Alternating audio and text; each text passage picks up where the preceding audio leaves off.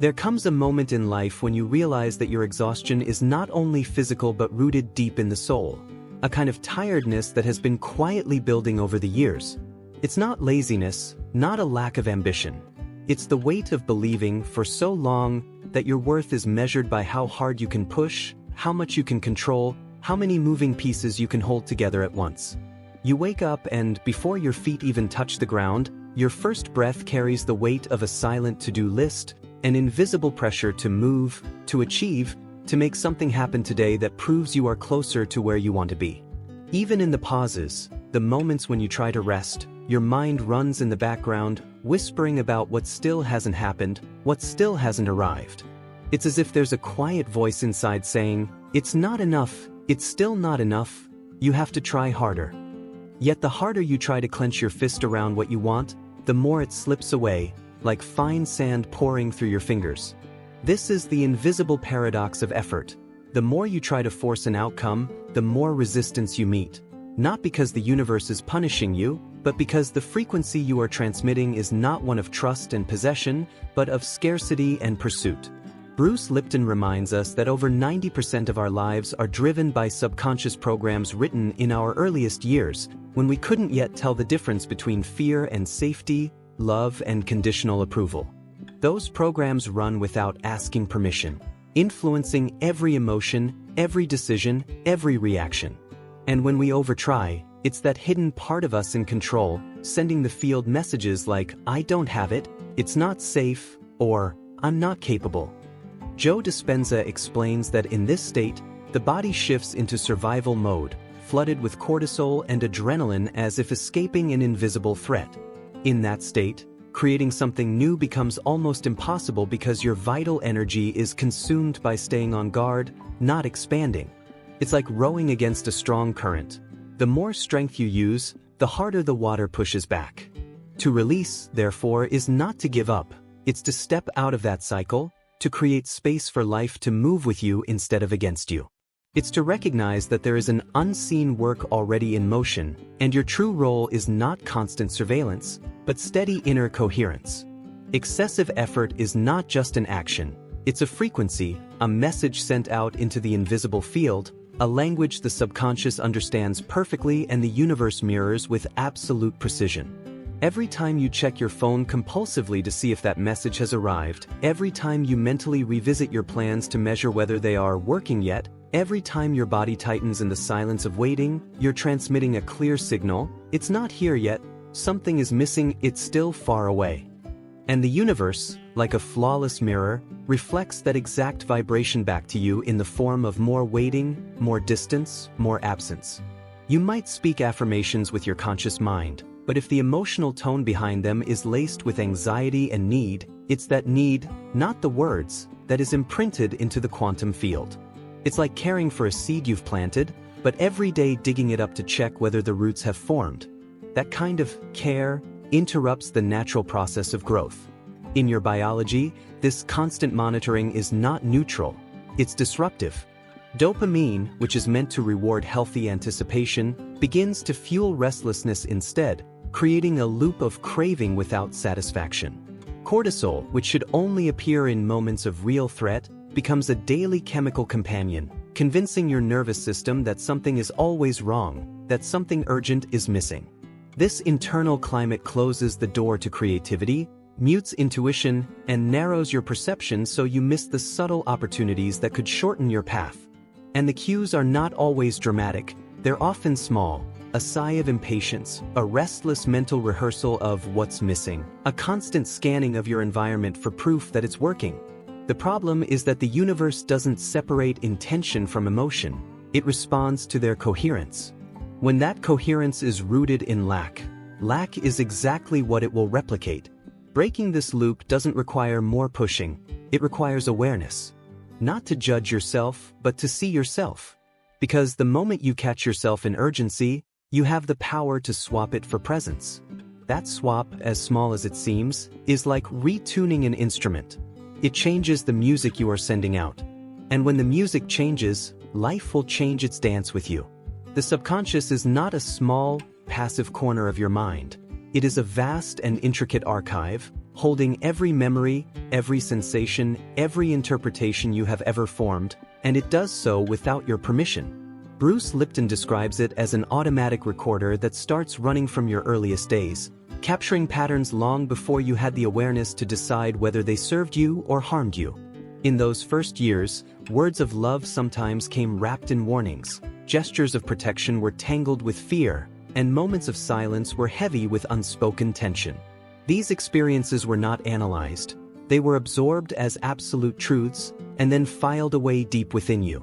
Over time, they solidified into quiet beliefs that love always demands sacrifice, that success will inevitably bring loss, that joy can't last, that being seen invites criticism. If you once witnessed prosperity followed by sudden collapse, or freedom punished instead of celebrated, your subconscious learned to associate pleasure with danger. That association, left unchallenged, continues to shape your life decades later. Even as you consciously dream of abundance, love, or freedom, that hidden part of you might be sounding silent alarms, pulling you back, for your own good. Joe Dispenza explains that the body becomes chemically adapted to these emotional patterns. In a way, it gets addicted to them. Without realizing it, you might keep gravitating toward situations that recreate the same emotions even when they hurt you, not because you want the pain, but because your body recognizes the feeling and calls it home. This is why people can change jobs, cities, or relationships and still find themselves in the same story, just with different scenery. It isn't bad luck, it's unedited programming. Breaking that pattern is not simply about thinking new thoughts. It's about teaching your body how to feel something it has never fully experienced. This means creating fresh emotional memories, inner experiences so vivid that the body cannot tell whether they're imagined or real. In practice, that means seeing the details, hearing the sounds, breathing in the scents, feeling the textures of the life you want. When done with intensity and repetition, these inner rehearsals begin to overwrite the old emotional recordings. The subconscious starts to accept the new as familiar, lowering its guard. And in that shift, it stops resisting and starts supporting you. When your inner world reaches that level of coherence, the signal you send to the universe is not mixed or hesitant. It is clear, steady, and magnetic. And the universe, as it always does, mirrors it back.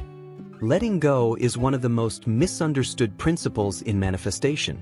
Many people hear the phrase and imagine it means abandoning their dreams, ceasing to care, or lowering their expectations so they won't be disappointed.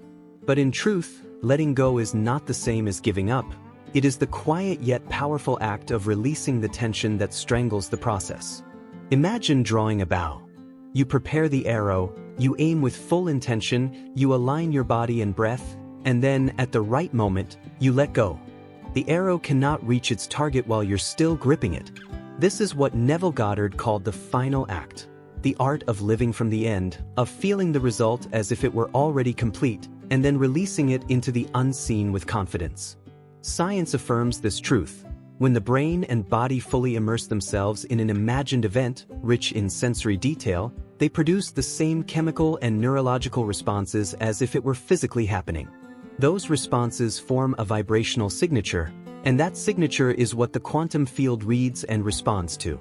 2 minutes a day of genuine immersion in your final act can outweigh hours of restless worry or mechanical affirmations. Letting go, in this sense, is not inactivity, it is purposeful alignment. It is maintaining the frequency of your desired outcome without constantly interfering in its unfolding. It's trusting the invisible growth that happens when you're not looking, much like a seed silently sending roots deep into the soil before sprouting above the surface. And in that trust, you leave room for the unexpected, the opportunities, connections, and timing that you could never have planned but that fit perfectly into the path you've set in motion. Letting go is the removal of the hand that blocks the flow. It is the space between breaths, the silent confidence that what is yours is already on its way. Few things feel as frustrating and as subtly sabotaging as the state of almost there. On the surface, it seems like progress. You can feel movement, see small signs, taste the possibility of your goal just ahead. But beneath the surface, almost there, carries a hidden message to your subconscious. I am not there yet. And because the body responds to the emotion you inhabit most consistently, it continues to vibrate with the sense of distance, not arrival. Biochemically, this state produces a mix of anticipation and tension. Your nervous system stays slightly on edge, releasing just enough stress hormones to keep you scanning for what's missing, which, ironically, keeps you in a perpetual state of lack. The opposite is the state of already here. This is not denial of reality. It's a conscious choice to embody the posture, breath, and emotional tone of the version of you who already has what you've been working toward. The metaphor of the train makes this clear. If you've already reached your destination, you don't need to rush through the cars looking for the exit. You simply step off. Likewise, if the energy of your desire has already arrived in your field, there is no need to keep chasing it. Your task becomes receiving it. One practical way to shift from almost to already is to use your body as the anchor. Ask yourself, if it were real right now, how would my shoulders feel? How would I breathe? Would my face hold tension or ease? And then choose those answers in the present moment. This isn't pretending, it's conditioning your body to broadcast the frequency of arrival. Over time, this practice rewires your nervous system, creating a stable, confident baseline that the quantum field reads as complete. And when your signal is one of completion, the outer world has no choice but to catch up. Your body is not just a physical vessel. It is a living transmitter and receiver of frequencies, broadcasting your inner state into the field around you every second of every day. Bruce Lipton's work in epigenetics reveals that the environment inside your body, your thoughts, emotions, and consistent states of being, influences the expression of your genes far more than your genetic code alone. This means that you are not bound by an unchangeable biological destiny. You are actively shaping your physical and energetic reality with the atmosphere you maintain within yourself. When you live in states of emotional coherence, gratitude, calm, steady joy, your heart generates a stable, harmonious electromagnetic field that not only benefits your own health but interacts with the environment in subtle yet powerful ways. Conversely, chronic stress, fear, and impatience create a chaotic, fragmented field, one that weakens the signal of your intentions. One simple but profound way to reset your internal environment is the 4-7-8 breathing practice combined with a vivid emotional image of your desired outcome. You inhale for 4 counts, hold for 7, and exhale slowly for 8, all while bringing to mind a scene in which your desire is already complete. As you repeat this, your body learns that it is safe to relax and create at the same time, a state that is biologically optimal for manifestation. With consistency, this becomes a kind of energetic hygiene, clearing static from your signal so that your frequency is both clear and magnetic. In that state, you don't have to push the river. You simply align with its current, allowing it to carry you exactly where you're meant to go. Between holding a clear intention and remaining unattached to its outcome lies a delicate balance, a space where creation becomes effortless. Too much focus on the goal, and you create tension, gripping it so tightly that you choke the flow. Too much detachment, and you drift aimlessly, sending no clear signal at all. True manifestation happens when you can live as if your desire is already woven into your present reality, yet remain open to the way and the timing it will arrive. I call this the state of intentional presence. It's the quiet confidence of knowing you've planted a seed in fertile soil and that your job is to water it, not to pull at its roots to make it grow faster. Life often gives us vivid examples of this. Think of the person searching desperately for love, scanning every room, evaluating every encounter, and finding only disappointment. Then, when they finally return to living fully, enjoying their days without the constant search, love appears naturally, almost as if it had been waiting for them to soften their grip. This is not coincidence, it is coherence. The same applies to opportunities, healing, and abundance. When your intention is clear and your emotional state is calm, you broadcast a frequency that says, I trust, I am ready, and I am already whole. The universe responds to that wholeness, not to the desperation for completion. Practicing this balance can be as simple as setting your vision in the morning, taking a moment to feel it deeply, and then spending the rest of the day fully present in whatever unfolds. You act when inspired, rest when called to, and trust that unseen forces are arranging the details on your behalf. In this dance between intention and neutrality, you stop chasing what is already on its way and start receiving it in the perfect moment. There is a particular kind of exhaustion that doesn't show up in medical tests or on your skin, yet it drains you more than any physical labor ever could. It is the fatigue of overtrying, of waking each day with a mind that never stops monitoring, calculating, adjusting, checking whether life is responding to your effort. This constant inner work feels responsible, even necessary, because we have been taught that consistent effort equals consistent results. But in the realm of creation, over-efforting often sends the opposite signal. Imagine standing at the edge of a calm lake, wanting to see your reflection. If you stir the water with your hands, searching for the image, the surface ripples and distorts. Only when you stop moving, when the water becomes still, does your reflection appear. The same is true for manifestation. Constant disturbance prevents clarity. Biologically, overtrying keeps your nervous system in a subtle but chronic fight-or-flight state. You may not feel panicked, but your body is quietly producing chemicals that keep you alert, guarded, and slightly tense. This tension limits creativity, narrows perception, and delays the very outcomes you're seeking. Spiritually, over-efforting can signal a lack of trust in the unseen process, a fear that without your constant management, things will fall apart. Yet countless stories show the opposite. The moment someone steps back, space opens for the unexpected to enter. Opportunities emerge from directions they never anticipated. Solutions arrive in ways they could not have engineered. Overtrying, in this sense, is not just wasted energy. It is resistance disguised as productivity. The weight it carries is invisible but heavy, pressing down on the flow of life. Releasing that weight is not laziness. It is wisdom. It is the understanding that in the balance between effort and surrender lies the space where miracles can happen, quietly, without fanfare, in perfect timing. Effort, in its purest form, is not the enemy. There is beauty in focused action, in showing up for your vision with consistency and care. But somewhere along the way, effort can cross an invisible threshold and transform into resistance. It happens quietly, often without your awareness. At first, you are moving toward your goal with enthusiasm. Then, over time, the movement becomes strained, heavy, almost mechanical. The joy that once fueled you is replaced by an urgency to make things happen now. This shift changes the vibration entirely. It's like a dancer who moves with grace when following the rhythm of the music but stumbles when trying to rush ahead of the beat. The body, too, feels this discord. When your actions are infused with pressure, your muscles tighten, your breathing becomes shallow, and your posture subtly collapses inward, all physical signs that you are no longer in a state of openness.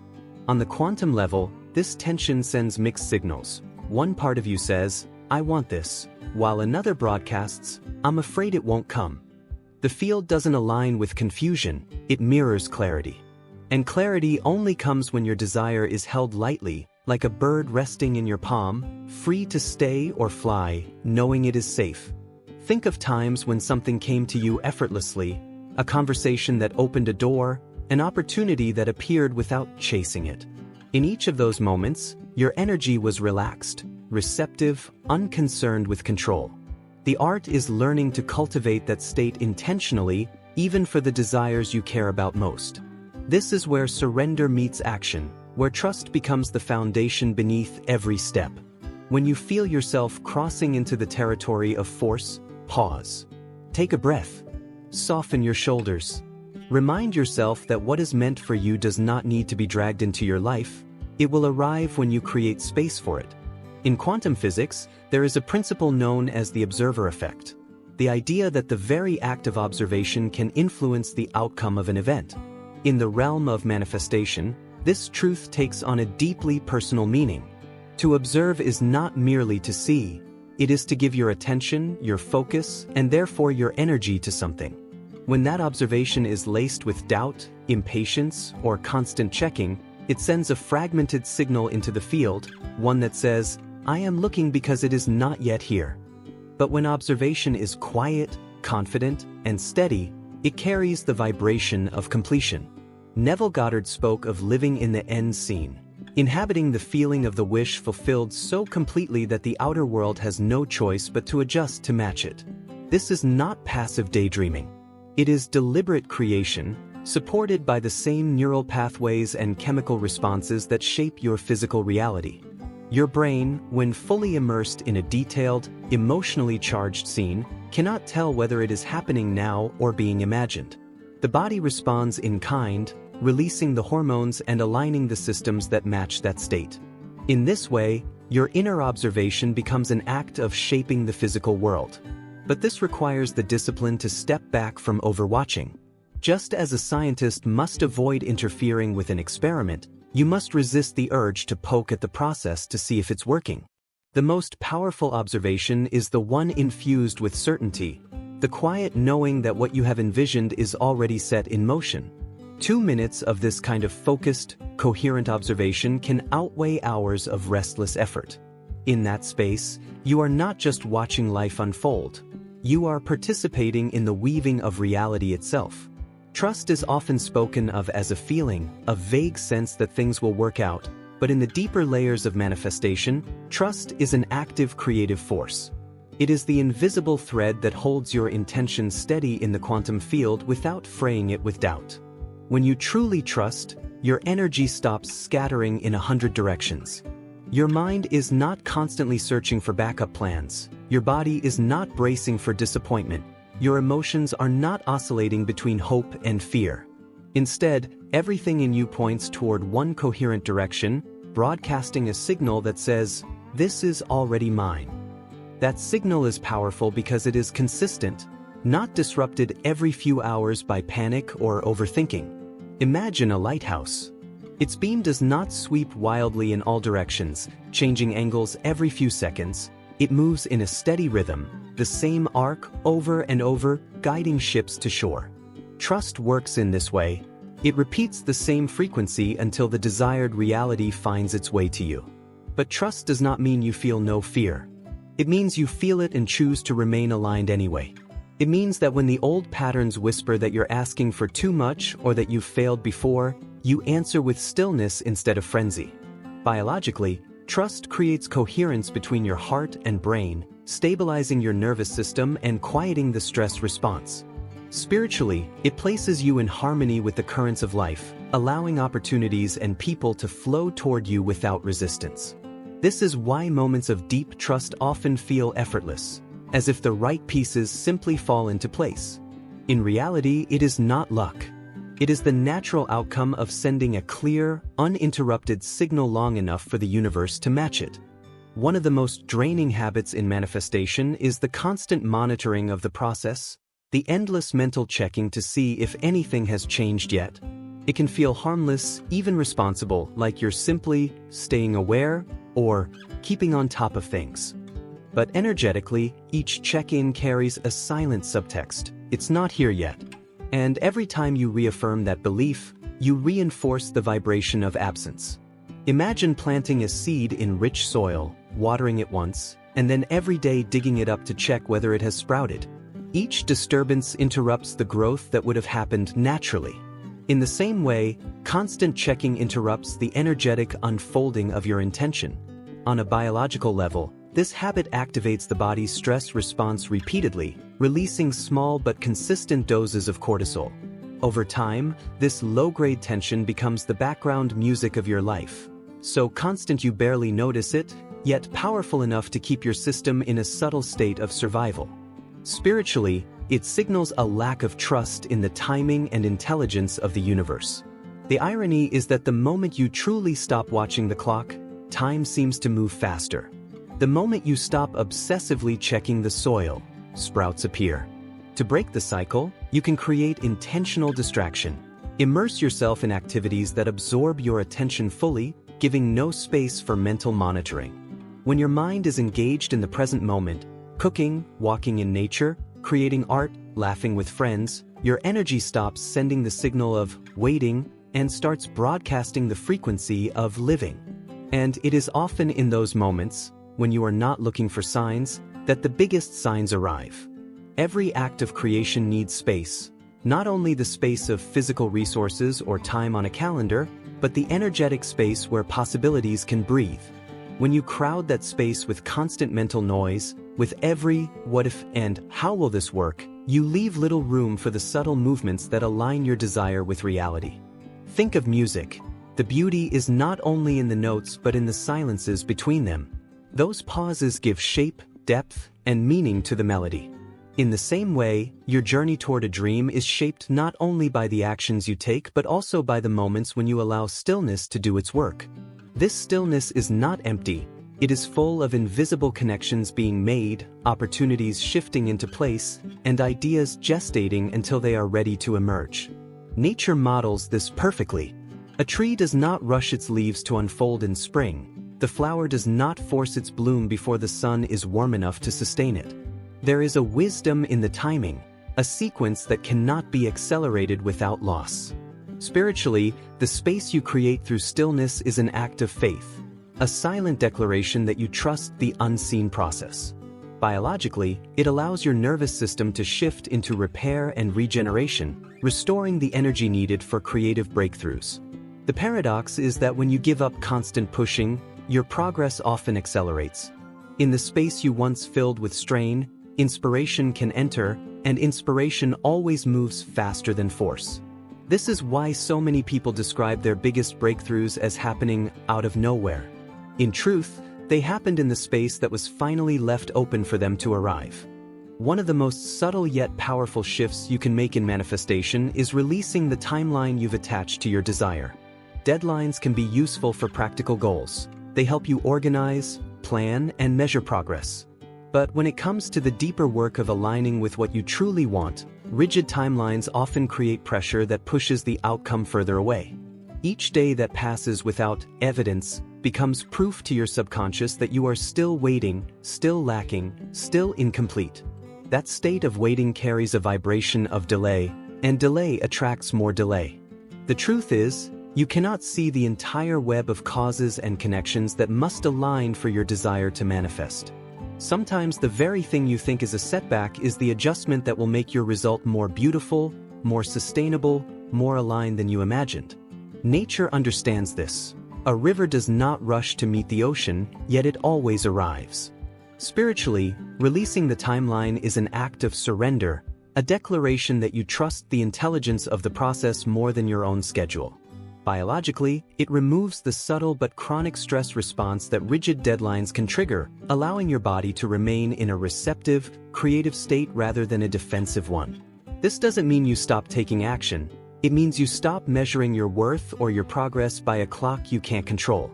Instead, you replace the ticking of that clock with the steady rhythm of aligned action and deep presence. Ironically, the moment you release the demand for is often the moment the when moves much closer.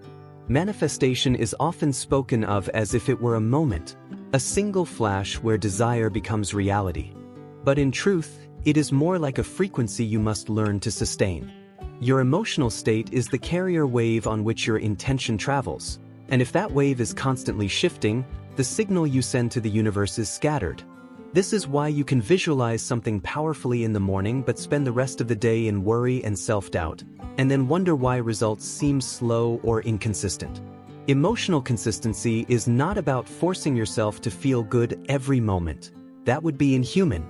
It's about returning again and again to the state that aligns with your vision, like coming back to a home base. When you catch yourself drifting into fear or impatience, you gently guide yourself back, without judgment. Over time, this practice conditions your nervous system to hold the new frequency more naturally, until it becomes your default state. Biologically, this stabilizes your heart-brain coherence, creating a steady electromagnetic field that supports both physical health and creative flow.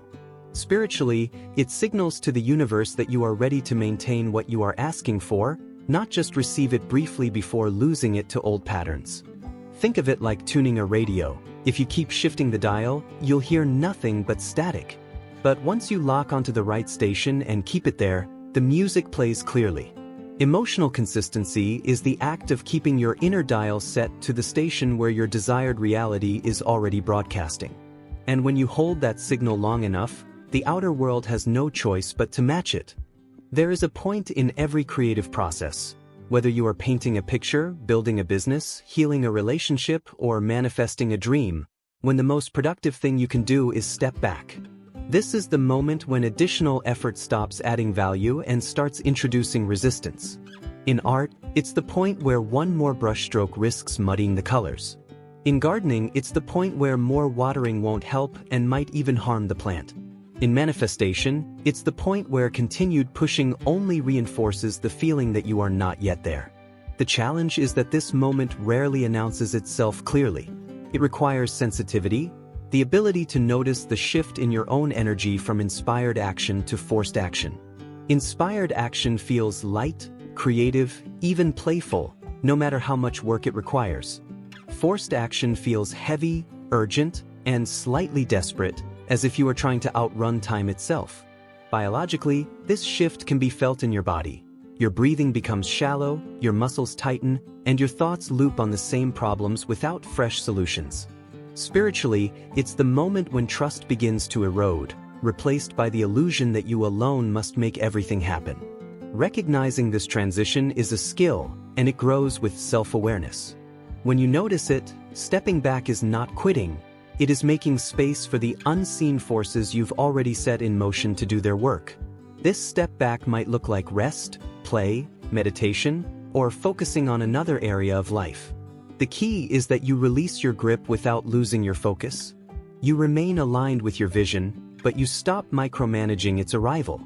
And in that space, life has room to surprise you in ways effort alone never could. There is a profound misunderstanding about stillness, that it is empty, passive, or wasted time. In truth, stillness is one of the most active states you can enter when it comes to creation. It is in stillness that your inner frequency stabilizes, that the signals you've been sending into the quantum field have time to settle, align, and begin drawing back to you the matching realities. Imagine a pond. When the surface is turbulent, reflections are distorted, unclear. But when it becomes still, it mirrors the world above it with perfect clarity. Your life works the same way. If you are always moving, adjusting, trying to fix, you never give the waters of your reality a chance to settle into coherence. Bruce Lipton's research shows that the biology of the body shifts significantly when we enter deep rest or meditation. Stress hormones decrease, healing processes accelerate, and brain waves move into patterns associated with creativity and insight. Joe Dispenza often teaches that in these states, the body and mind become open channels, receptive not only to new ideas but to entirely new possibilities. Spiritually, stillness is a declaration of trust, a way of saying, I do not need to chase what is already finding its way to me. And paradoxically, this lack of chasing often accelerates the arrival of what you seek.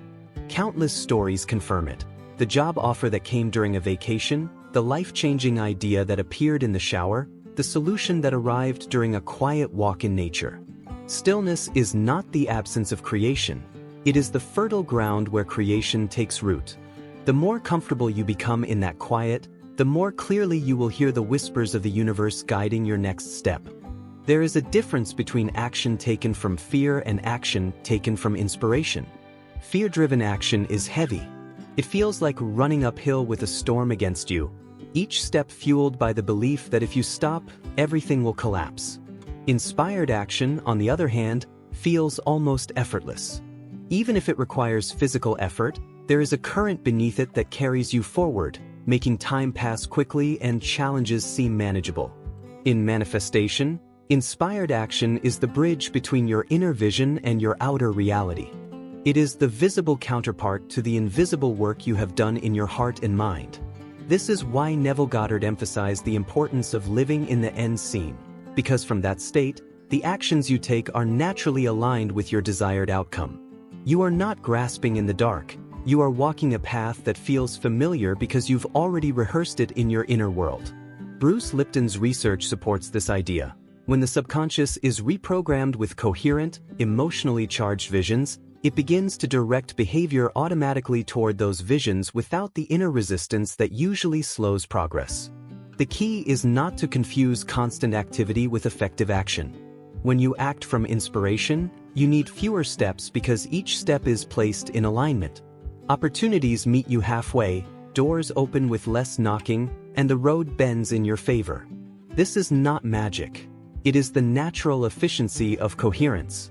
The universe loves alignment, and when it senses that your inner and outer actions match perfectly, it moves resources, people, and events to meet you where you are headed. There comes a point when you have done the inner work, taken the inspired actions, and aligned your emotional state. And yet, the final step is not more doing, but a deliberate release. This release is not about abandoning your desire. It is about freeing it from the cage of your constant supervision. Think of it as sending a letter. You write it with care, seal it, address it, and place it in the mailbox. Once it leaves your hands, you trust the postal system to deliver it. You don't chase after the mail truck to make sure it arrives. You allow the process to unfold. Manifestation works the same way. The mail system, in this analogy, is the web of unseen connections, timing, and opportunities that the universe orchestrates far beyond your awareness. By holding on too tightly, you interrupt this orchestration. By releasing, you give it space to operate with elegance. Spiritually, this step is the ultimate act of faith, the quiet knowing that what you have sent out into the field is already on its way back to you. Biologically, it allows your nervous system to shift into deep receptivity, a state where your body and mind are open to noticing and receiving the signs, synchronicities, and opportunities that signal your desire's arrival. Many people experience this as the moment when things suddenly happen, but nothing sudden has occurred. The groundwork was always there. It simply had the space to bloom. Releasing is not giving up. It is stepping aside so the door can open fully. And when it does, you find that what enters often exceeds what you imagined. When we look back at this journey, the paradox becomes clear. The more we try to force life into place, the more we push it away. But when we hold our vision with steady clarity and allow the process to breathe, creation moves toward us as naturally as water flows to the sea. Bruce Lipton reminds us that changing our subconscious programming is like changing the soundtrack of an inner film. When the music shifts, the scene unfolds differently without us having to push. Joe Dispenza teaches that the universe responds not to the loudness of our action, but to the coherence of our emotional state. And Neville Goddard showed us that to live from the end is to bridge the gap between desire and fulfillment before the physical world even changes. Like the archer who releases the arrow and does not run after it, we must learn the art of setting our aim, letting go, and trusting the invisible forces already in motion. This is not passivity. It is the highest form of participation, the alignment of thought, feeling, and trust. And as you practice this, you will begin to see that life responds to your vibration, not your strain. If this message resonated with you, if you felt a shift while listening, I invite you to carry it forward, not just in your own life, but into the lives of others. Share it with someone who needs to hear that they can rest without losing momentum. And if you wish to keep walking this path together, where science meets the soul and wisdom meets everyday life, I welcome you to like this video, subscribe to the channel, and turn on notifications so you never miss the next step of this journey. Your presence here matters, to me, to this community, and to the reality you are creating with every heartbeat.